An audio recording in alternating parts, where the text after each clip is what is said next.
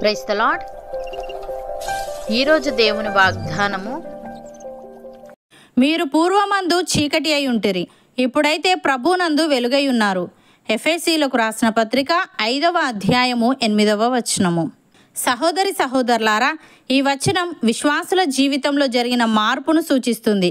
ఇది వారి గత స్థితిని వర్తమాన స్థితితో పోలుస్తుంది.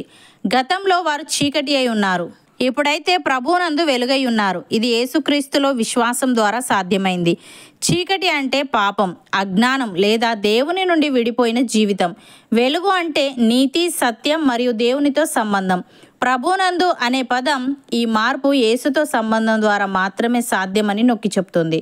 యేసయ్య లోకానికి వెలుగు, విశ్వాసులు వెలుగుగా అనగా వారు వెలుగు యొక్క పిల్లలుగా జీవించాలని ఈ వచనం ప్రోత్సహిస్తుంది.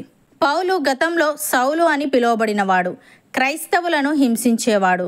అతడు దేవుని సత్యాన్ని వ్యతిరేకించాడు. అప్పుడు అతడు ఆధ్యాత్మిక చీకటిలో ఉన్నాడు.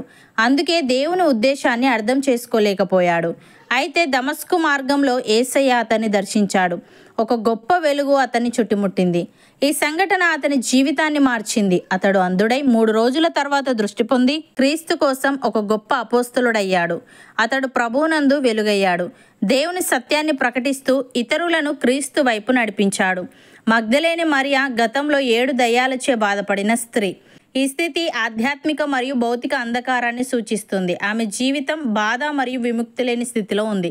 అయితే యేసయ్య ఆమె నుండి దయ్యాలను వెళ్ళగొట్టినప్పుడు ఆమె జీవితం మారిపోయింది.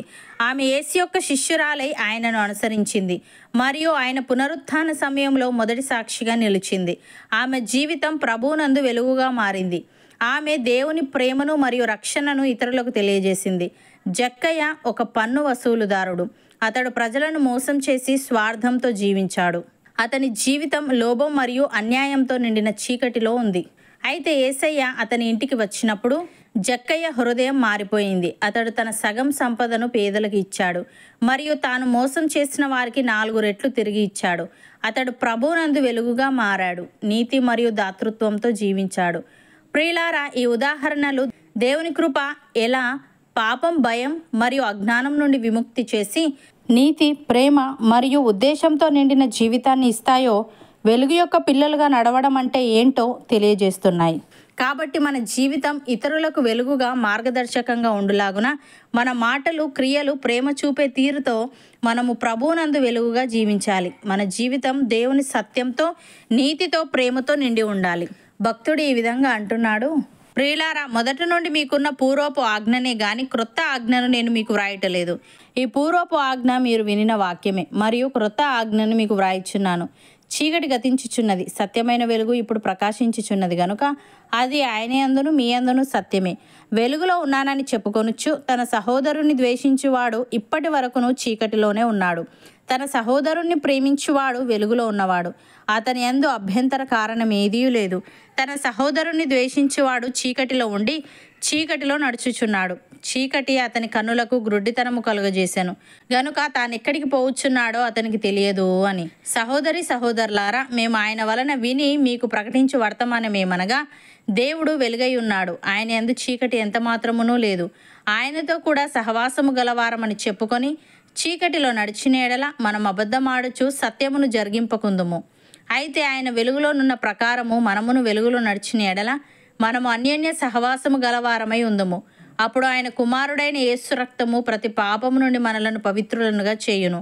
మనము పాపము లేని వారమని చెప్పుకొని ఎడల మనలను మనమే మోసపుచ్చుకొందుము మరియు మనలో సత్యం ఉండదు. మన పాపములను మనము ఒప్పుకొనిన ఎడల ఆయన నమ్మదగిన వాడును నీతిమంతుడును గనుక ఆయన మన పాపములను క్షమించి సమస్త దుర్నీతి నుండి మనలను పవిత్రులనుగా చేయును. అవును అన్నవారు నాతో పాటు ప్రార్థనలో ఏకీభవించండి. పరిశుద్ధుడా, ప్రేమగల తండ్రి, మేము పూర్వమందు చీకటి అయి ఉంటివి గాని ఇప్పుడైతే నీ యందు వెలుగై ఉన్నామని మా జీవితం ఇతరులకు వెలుగుగా మార్గదర్శకంగా ఉండులాగున మా మాటలు, క్రియలు ప్రేమ చూపే తీరుతో మేము నీ యందు వెలుగుగా జీవించాలని, మా జీవితం నీ సత్యంతో, నీతితో, ప్రేమతో నిండి ఉండాలని నీవు తెలియజేశావు. తండ్రి, నీకు స్తుతులు. దేవ, వెలుగులో ఉన్నానని చెప్పుకొనుచు తన సహోదరుణ్ణి ద్వేషించువాడు ఇప్పటి వరకును చీకటిలోనే ఉన్నాడు గనుక మేము సహోదర ప్రేమ కలిగి ఉంటూ నీతి మరియు దాతృత్వంతో జీవించే వారంగా ఉండుటకు సహాయము దయచేయమని నీవు వెలుగై ఉన్నావు గనుక నీ అందు చీకటి ఎంత మాత్రమును లేదు గనుక నీవు వెలుగులోనున్న ప్రకారము మేమును వెలుగులో నడుస్తూ నీతో అన్యోన్య సహవాసము గలవారమై ఉండుటకు కృపచూపమని నీ రక్తంలో మమ్మల్ని కడిగి మాలో ప్రతి ఒక్కరిని నీవే పరిశుద్ధపరచమని యేసుక్రీస్తు నామమున ప్రార్థిస్తున్నాము తండ్రి. ఆమెన్.